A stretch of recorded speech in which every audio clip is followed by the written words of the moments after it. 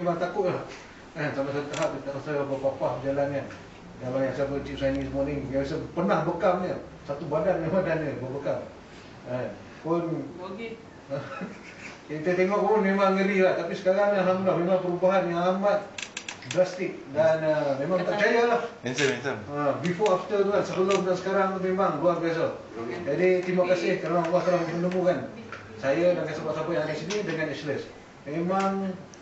Memang dia punya tu memang miracle lah.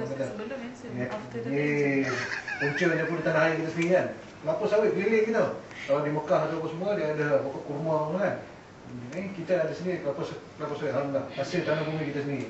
Seperti yang dikatakan oleh Puan Rahayu tadi. Jadi tanpa berlengah masa, insya-Allah kita jemput Encik Saini yang akan berkongsi testimoni beliau dan juga terus untuk berkongsi dengan kita tentang apa yang Ashless Obik Pure boleh memberi kepada kita.